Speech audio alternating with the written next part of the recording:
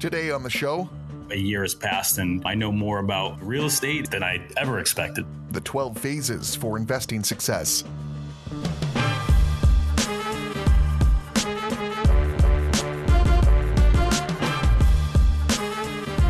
Welcome to the Not Another Real Estate Investing Podcast. I'm Dan Riendeau, joined once again by Brian Davis. Hi, Brian. Hey, Dan. How you doing? Good. So today we wanted to talk a little bit more about how to manage a virtual team. We've touched on this a little bit in the past, but with so much of work going online, using online freelancers through websites like Upwork, it can be a real challenge to manage all those people. Can you set it up a little bit for us before we introduce Ryan? We have a virtual team. It's really just mainly me and Ryan in the office and some admin help. And then there's probably 40 or 50 people working with us through Upwork at any given time, just doing anything, working on small tasks to full-time employees. We need to manage those employees. We just kind of wanted to go through what we use, the software that we use, the communication tools we use, what those templates look like. And then Ryan is basically the project manager most days. So he has a good understanding of the templates we have. So just wanted to kind of run through that with everybody. Well, that's as good a time as any to introduce Ryan. Thanks for joining us again. Yeah, thanks again for having me. 40 to 50 people working on any given project or multiple projects at any given time. That sounds insanely complicated to me. I've managed smaller groups of teams, producing radio programs and stuff, but managing that many people is kind of dizzying. Are you just constantly trying to put out fires? Fortunately, it's controlled chaos, I think. The fires are spread out well enough that the management is kind of spread out. I think, Volley was on a past episode, so maybe it's 25 employees each, and Volley and I sort of deal with them, and then Brian puts out the big fire for sure. We wanted to kind of introduce people to this idea of how to manage a team like this. How should we start? I know that you guys use a piece of software called Teamwork to try and manage your teams, manage the workflow. You sent me over a PDF kind of just outline the phases that you use as you work through, evaluating properties and eventually purchasing them and then selling them. Can you talk a little bit about that, just kind of in general terms before we get into specifics? Let me just set it up a little bit. We use Teamwork to manage the day-to-day operations after we acquire a property once we get it under contract. And Teamwork would basically be the project management software from contract until we sell the property and we close it out of our system. And we also use Trello to deal with the software side of things because those employees or freelancers, they work, these are like one-off types of tasks within a project. And if we're creating a website or building out a piece of the software, these guys, that platform using Trello seems to handle that a little better. But Teamwork seems to handle kind of the day-to-day with our full-time employees that handle the life cycle of a house. Brian, is there anything you want to add to that? Yeah, no, I think just that, like Brian said, Trello, the distinction like Volley and Trello, there are certain applications, certain people that work mainly on the software side. And so that's probably for another day. But today we're going to try to dig into the Teamwork, which is mainly the real estate side. I should say like the day-to-day real estate side. And we're going to go through that template. Just give an outline of what we do with each house. Yeah, let's dig into it then. Why don't you set it up? Let's start right from the beginning when you're considering buying a property, when you're looking at one, which you got listed here as phase 1 property evaluation. Walk me through that. We use Offer Automation and the software we built for acquisition. And, we evaluate properties beforehand, make offers, and a property will get accepted or, it'll be verbally accepted.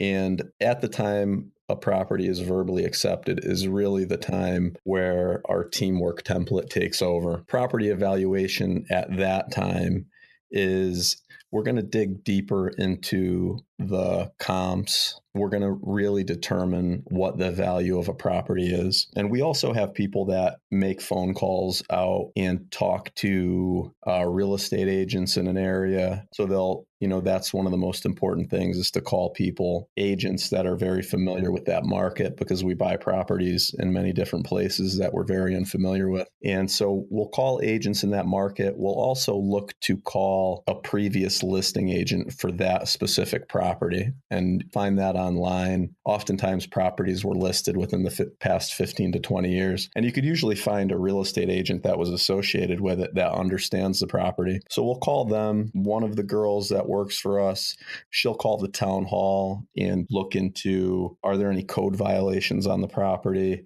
Are there any notes that there might have been a failed septic system? Any issues with the well? Does it appear that permits have been pulled for the property? She'll also call around to, well, she'll pull up websites to check, is it in a flood zone? So we'll look into sex offenders to see if there's any that are neighboring the property. Well, I got a stupid question. Do you actually get access to the property? Do you actually walk inside the thing before you make an offer on it? It depends on the numbers. If the numbers look really awesome on the property and we're pretty certain that it's a deal, then we won't need to get somebody in before we send out a deposit. But we're always trying to do what we can to limit the size of the deposit we send. And we're always trying to tie some sort of contingency to that deposit as well. And the larger the deposit, the more need there is for a contingency for us to back out and get that deposit back. As soon as we do everything we can from the surface, like call the town and check websites and make phone calls to real estate agents, and we do whatever we can from a desk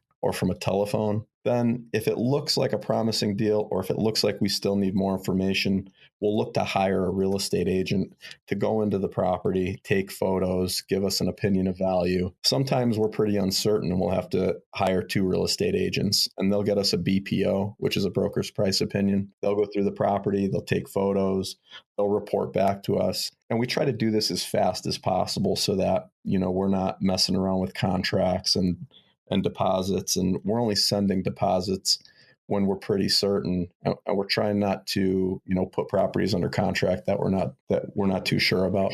It's a tremendous amount of work as you evaluate each one of these properties. How many of these are you doing for every one that you'll eventually end up purchasing? What's your ratio? That's a good question. Maybe, 1 out of every 3 that we actually get accepted might fall apart, I would think. So, usually by the time it gets to that point, we've made a pretty good offer and we have a pretty good understanding of what's going on. But there's always something, we're buying properties sight unseen. So there's just always something random that will come up. Or, it didn't say anything about the septic having an issue, or, there's some issue with the foundation. And from our research, we're not using the MLS or real estate agents. We're just making offers directly to people, to the agents that list the property. So, there's things that we'll miss, but we're trying to make offers so that we're not wasting anybody's time. But it's just part of life. Getting photos, which a lot of people would kind of overlook, because plenty of these houses, and with like the popularity of Zillow, there's photos all over the place. But some agents are smart and will take the time to purposely leave out certain angles or certain photos. Whereas if you went and visited the property yourself or got better photos, you might realize that there's, an industrial waste plant right behind this property that somebody failed to address. And so there's a little things, that's the importance and also the difficulty of buying stuff sight unseen, which is why, other investors have used sites like wegolook.com, but which is why we like to try to get agents out there to walk around and let us know. They'll usually be honest, give us their thoughts. We try to find qualified agents as well. Right. And that's really important than just any agent. And and photos, it's really important. You can't just buy a home off of photos. Even though we might get the property under contract sight unseen, we still need to get expert opinions on the property as we progress before we're going to make a big investment somewhere. And we're not just going to fund a deal without having a good understanding of what that deal looks like. So what comes next after you find a property that seems pretty promising? You've done all the things, all the steps that we just outlined. What comes next? Well, if we're in another state, we're going to have to determine who the title company is or who the attorney is. Some states are title company states, and some states you need an attorney to represent you in a closing. So if it's a state that we haven't been in before or an area of a state we haven't been in before, one of the girls that works for us has to do some research. She has to call around to the title companies. She has to find out if this is a wholesale deal. We have to determine whether or not that title company can handle an A to B, B to C type of transaction. A same day where we buy it and then we resell it. And we have to understand what the cost is for working with that title company or that attorney. And, sometimes on wholesale deals, the margins could be pretty slim. So we need to see if they're going to require us to pay for title insurance, or if we can pass that off to the end buyer. And if it's a wholesale and we're going to buy it and resell it on the same day, we don't really need title insurance, but the end buyer is going to need title insurance. We're looking to talk to somebody that's not going to require it on our end and will allow us to push it off to the end buyer. And when we wholesale a property, we're looking to push as many of the closing costs off onto that end buyer as possible, because these margins can be slim. We just need to set ourselves up for a deal that can actually be a deal by working with the right title company.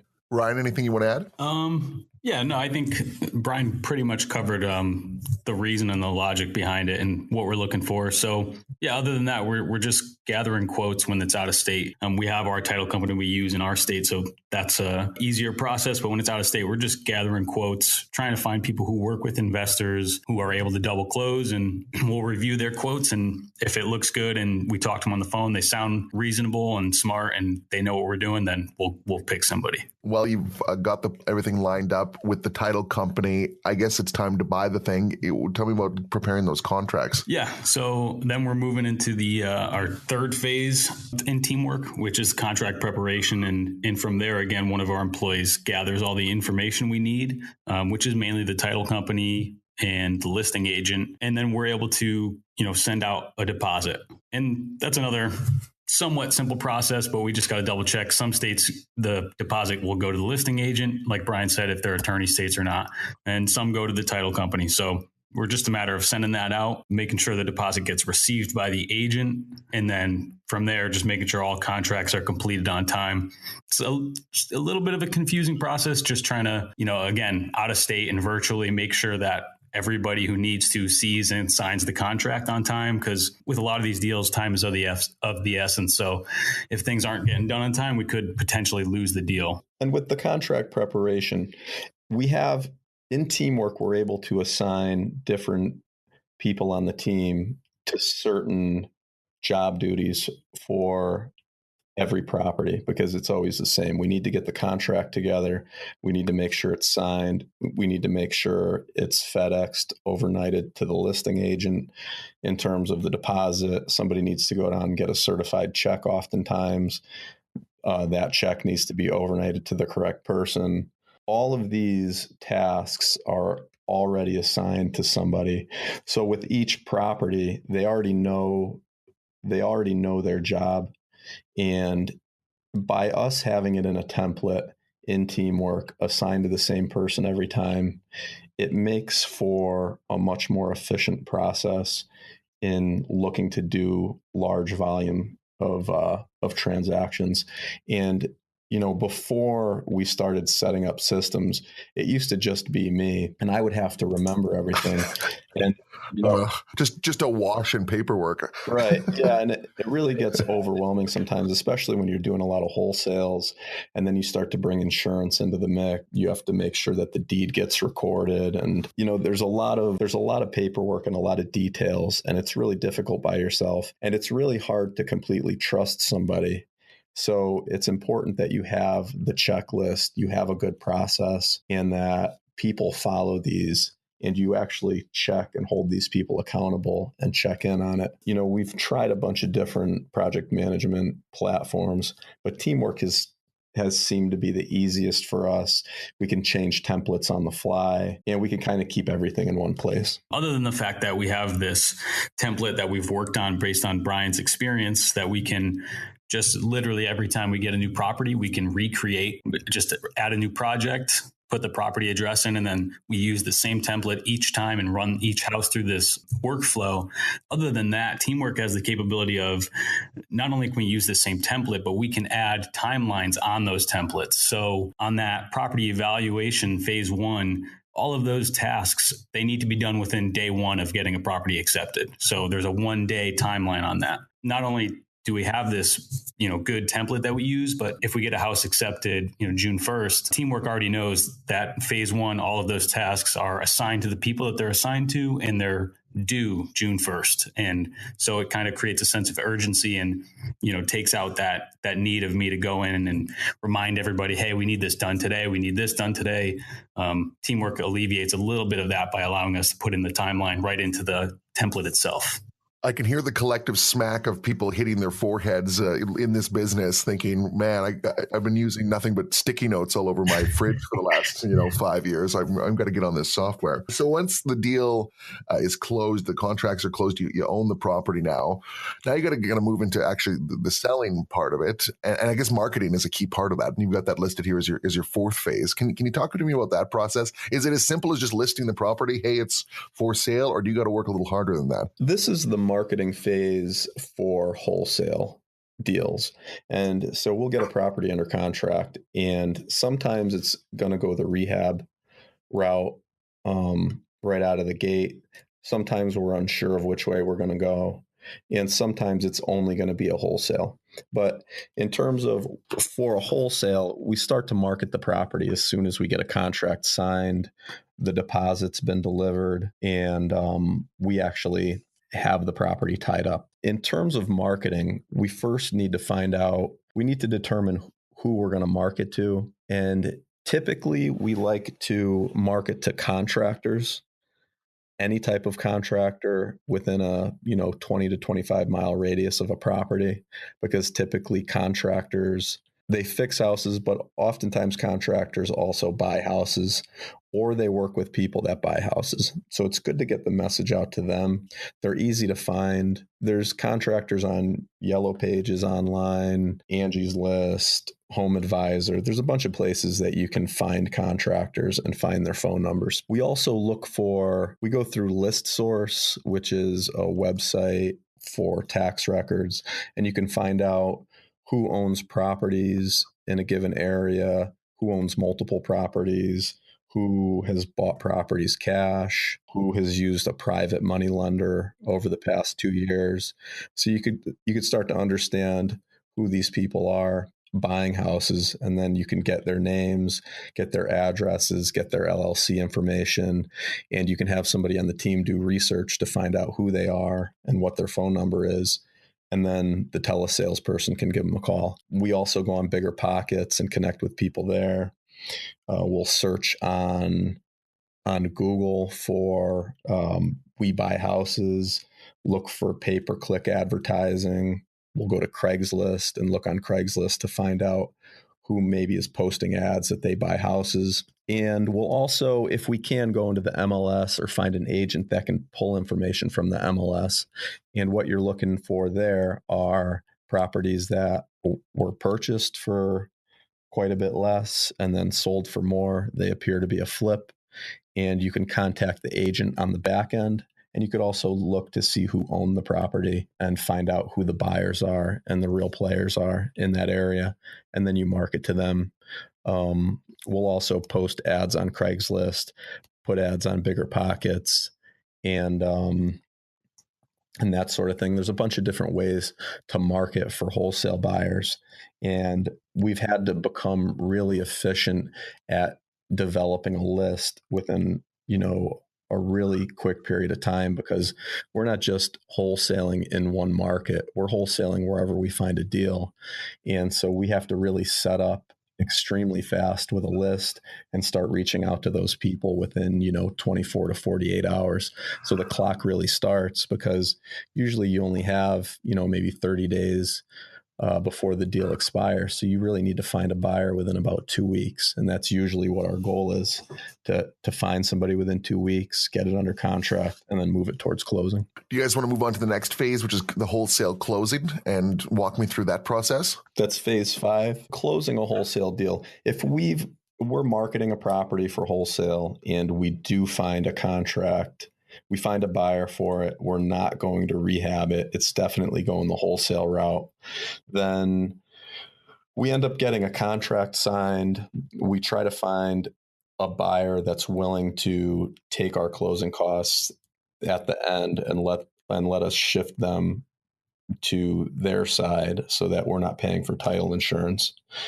We will make sure that the contract goes to our closing attorney. We try our best to make sure that they close with our title company or our attorney, because it simplifies the process quite a bit, not having two attorneys involved in the deal. That's not always the case, but it's the cleanest way to go.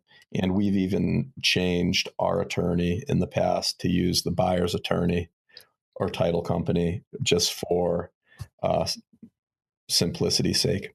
And we'll get the contract signed, and we will make sure that they send a deposit to the title company. And once we get a contract and a deposit, that's when we can kind of hold off on our marketing efforts, because we have a pretty solid deal at that point, and we don't keep pushing on those. We push on them until we actually get the deposit and we get the contract signed. Those go to the title company. The title company will coordinate with the end buyer, and that title company or attorney really takes care of most of that process. We need to make sure that all the documents are signed, and we also need to make it very clear with that title company that if we're going to wire funds out for a property to purchase it, that we don't allow them to release our funds to purchase the property until the end buyer's funds are also in escrow and they're ready to go. So this way we don't buy a property and somebody backs out and then we own a property that we didn't necessarily want to own.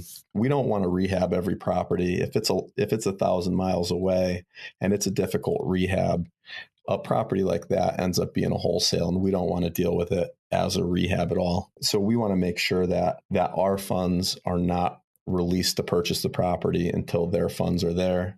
So we wire our funds out, and they'll wire the funds back once the wholesale is completed. And that kind of wraps up the transaction on that end.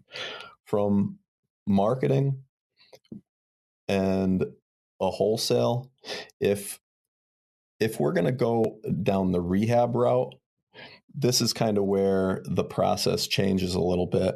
We wouldn't end up marketing a rehab for sale unless we were kind of unsure of the direction we're going. If we decide that we're just going to rehab a property, we would eliminate the marketing and we would go straight to due diligence in terms of inspections. We would get an inspector out there. We would make sure that if it's on septic, we would have the septic checked. If it's on well, we'd get a well inspection. We get a pest inspection. A long time ago, I used to never get inspections, but the more volume we do, the better of an idea it feels like to me, especially when you're buying properties sight unseen in different states. It's really necessary to get an inspection. When they're in my backyard, I can go there with my contractor, walk the property. I understand what it looks like, what it should look like. But, when you're out of state, really the best thing you could do is to get a good inspector to get a really good understanding of the house. And to also, you need really good photos so that you could really understand what that property feels like. It's great if you could get somebody to go through with a video. It's really, really difficult to understand and feel a house just through photos and video. So you have to kind of do everything you can, and you want to make sure that you're safe and you're not risking your investors' money buying these properties that you've never seen. So you need to really make sure that you do everything possible, and you try to get a real estate agent out there. Sometimes too, they'll give you a broker's price opinion. And these are really the most important steps of due diligence that you're going to go through when you're going to rehab a property that you never see. After we've done our due diligence and we determine that the property is good, we're going to move forward with it. The well and septic checked out, or we had an inspection and we were able to negotiate the numbers so that it makes sense to address for anything we might not have known was was there when we put the property under contract. Once we determine we're moving forward, we need to determine the scope of work on renovating a property. What are we actually going to do? And what is that list going to look like? And then once we have a scope of work determined, we can get quotes from contractors for all those pieces. And sometimes we'll subcontract a project out if it's not a huge project. Other times, we're really hoping to find a GC, but finding a good GC is not always the easiest thing to do. And sometimes we end up getting forced into subcontracting. So we define the scope of work. We get quotes, and then we prepare for closing. And the closing is pretty similar to a wholesale in terms of contracts and insurance. For a wholesale, we don't need insurance. For a rehab, we definitely need insurance. So that's something that one of the girls does. She always gets our insurance quote, makes sure that it looks, like a reasonable number, checks to make sure that all the boxes are checked and that it looks correct. We get everything to the closing attorney and we close the property, and we'll wire our funds in terms of, getting the documents signed and notarized. We do that all in office, and we'll just send it out FedEx from here in the office. Once a property closes, we have, we start down the list of things that need to happen. A dumpster gets delivered. We make sure that we've signed contracts with the contractor, or we sign a contract with them at that point. We get, the demo crew over, and we set up, if we need oil, we'll get an oil delivery set up and recurring. We'll get somebody out there to take care of the lawn, or if it snows, so we'll have a landscaper ready to rock. And then we just kind of move through the rehab from there. And that's phase 10 is the rehab, where we're just managing the construction and the contractors, bringing the property to completion. And then once it's completed, phase 11 goes to just selling the property, where we would have somebody clean the property, make sure that everything's moved out. And then typically we stage a property. We'll either stage a property or we'll virtually stage a property. If we're staging a property, we'll like to get it cleaned, and then we stage the property with furniture. And then we have somebody come in for photos, and we like to get professional photos. It really feels like professional photos are the most important thing that we can do for marketing to help, give the house a good light and to bring more people through the property. If we're using virtual staging, which is something that we also provide, it's another business that we ended up getting into just because we were paying somebody to do that, just started to understand the ins and outs of that business. We kind of just zoomed through that process there, but I was just curious a little bit about how long, when you were doing a rehab, are you comfortable with holding onto the property, the rehab time, and then actually getting the thing sold? Do you have like a firm date that you're comfortable with actually holding the property, or when it's done, it's done? Do you have a philosophy on that? We're trying to move as fast as we can. It seems that the average turn time from buying a property, the day we close on it, to the day we sell it is roughly 6 months, just a little under 6 months. It would be nice if we could move faster on those, but it's not always the case. And it depends a lot on the contractors and the scope of work on a property. But, we're trying to move as fast as we can. It becomes a little easier when you have things in place, when you have a good project management platform, and you can be systematic about things. Oh, one other thing that I forgot to touch on, when we're selling a property, we'll get it staged and then we'll list it on the MLS. And I'm a real estate broker in Connecticut, so I can just list a property for sale. But in other states, we need to find the most cost-effective way to list a property for sale. And what we do is we find somebody that does a flat fee MLS listing. And a flat fee MLS listing is just where you pay a real estate agent, somewhere between $200 and $400. They'll list your property on the MLS in that area. and then you'll represent yourself. You'll take the phone calls, and you can schedule buyers to go through the property. So, on a $200,000 house, instead of paying 5 or 6% to somebody, you're paying more like 2.5 to 3% to the agent that brings a buyer, and you're saving 2.5 to 3%, which could be $5,000 on a $200,000 house. And for us to save that kind of money, that adds up to an incredible amount of money over time. And so if you're flipping houses in other states, you're renovating it, and you feel like you could represent yourself in the transaction, finding a flat fee MLS service is really your best bet to remarket the property. Ryan, is there anything you want to add about this process of rehabbing a home, which, for the average person is a huge job in and of itself? Can you talk a little bit about managing, maybe multiple contractors on multiple properties at any one time? That's a pretty huge job. Can you talk a little bit about that? Like Brian said, finding a GC is ideal, and that's what we're trying. A good GC, I should say, is what we're always trying to do. I think that's kind of one of those things where when it comes to scaling and when it comes to trying to be efficient, a GC is always going to cost more because they're upcharging you to hire out subcontractors that you would otherwise do. But as far as efficiency, if you get a good GC, it just makes life a lot easier. So, we're willing to pay a little extra if we can find a good one. And then that really alleviates a lot of stress with the project. Also, we're still looking for people. We have a scope of work that we're using, just a sheet that we're using based on the inspections, and our GC or subcontractors are following that scope of work and completing the work. And to make life easier, especially for out-of-state rehabs, we need to find people who are willing to submit, weekly reports of, and it doesn't have to be so in depth, but at least weekly photos and just a brief description of what they've done that week. So we could keep checking in on their work.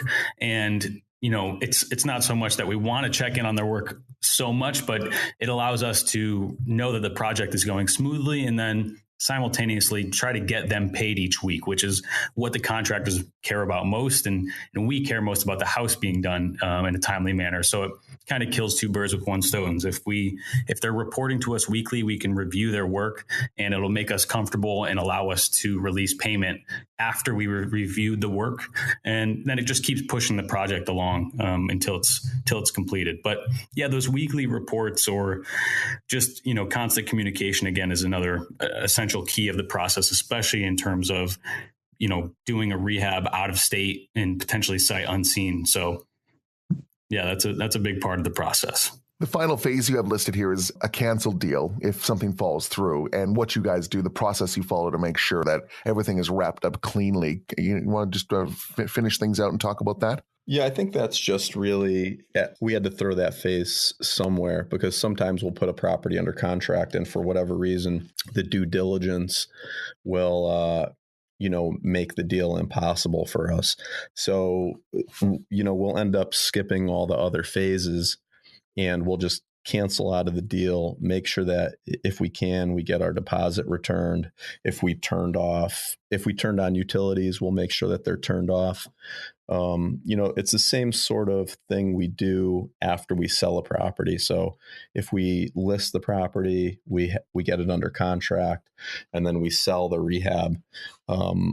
We also have a list of items we have to go through in terms of just, making sure that all the utilities are off, everything's out of our name. We cancel the insurance, and so that we'll get a refund for the insurance that we overpaid on, and we'll make sure that all the bills are cleared out.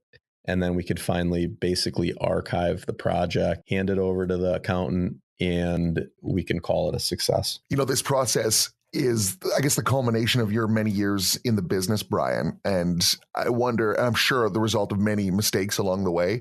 I'm thinking about the young person just getting into real estate investing, listening to this. What are the things that you really would want to emphasize to them? If somebody starts managing projects, it's really easy to just start, taking one day at a time and just having a to-do list and just keeping it all in your mind. But the problem is, if you're not methodical about how you approach acquisitions and rehabs, and contracts, then you end up missing a lot. And those things that you miss can end up costing you a lot more money than hiring somebody to watch and pay attention to those things. And, it's not likely that everybody is going to be able to hire a ton of employees to be able to check these boxes. But, there's certain things that are very important. And I think it's really a matter of focusing on what's most important, making sure that you get systematic about it. If you can afford to get into teamwork and add a template there, it helps keep everything in one place. It's a lot easier to start off organized than to just start running at the business and then to try to organize after everything's flying around and you have a ton of houses going on. I think it's the hardest lesson that a lot of people have to learn in any profession.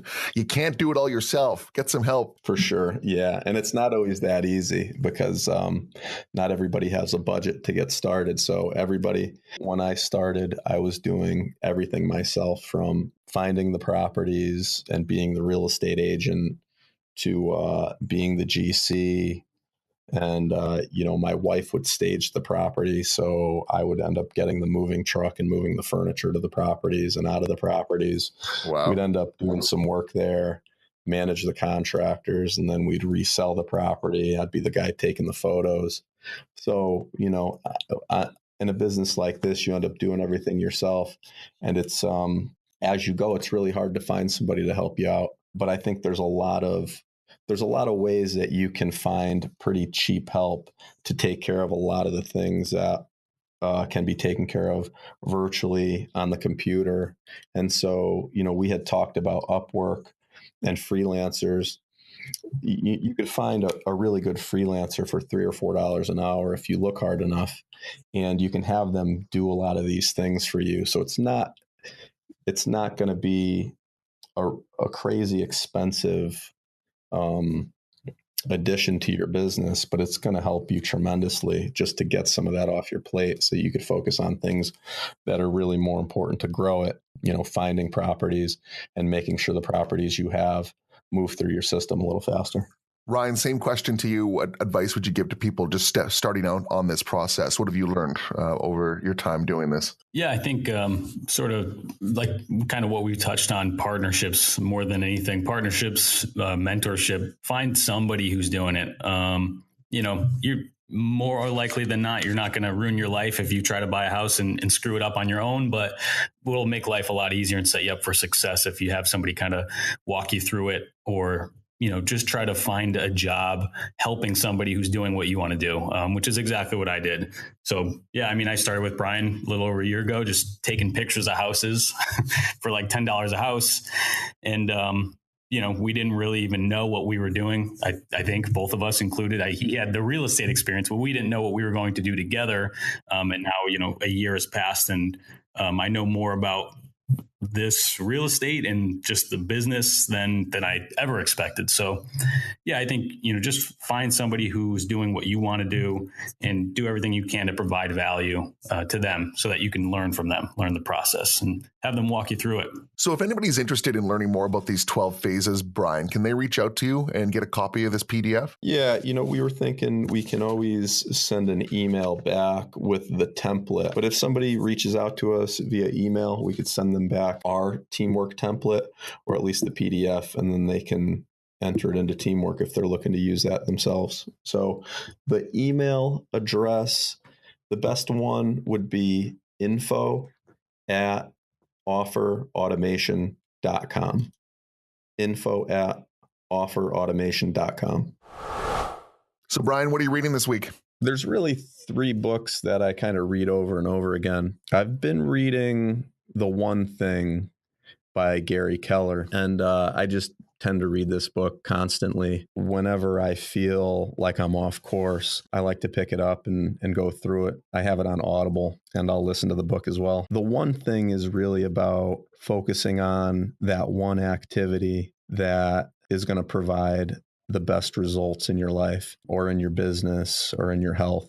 For real estate, if you're looking to buy houses, that one thing is making offers and making as many offers as you can on properties so that you can bring deals into the system and you can make money. For me right now, the one thing would be recording podcasts so that I can create a community or become a voice within the real estate investing community. And then I can find partners and hopefully get deals back into the system because people know that I'm the guy in Connecticut. The one thing I've been reading it, I've probably read it. I feel like I've read it maybe 100 times over the past couple of years. It's really pretty simple. It's really kind of the 80-20 principle on steroids, and it's just boiling it down to one thing in your business that you need to focus on to get the greatest results. So I would suggest anybody that hasn't read that book to go out, pick it up, go through it. It's one of the better reads out there. What's the one thing in your business? What's the one thing that kind of occupies your mind as the central theme of what you're trying to accomplish? Right. Yeah. So the one thing has been making offers on properties, and that's been pretty consistent for me as a real estate investor. But just recently, with that move, looking to expand into other states with partners, the one thing feels like recording podcasts and sharing information with people so that I could become a voice within the community. It really feels like right now, today, that's the most important thing in terms of the business. The One Thing was published in 2013. It's by Gary Keller. You can find a link to it in the show notes.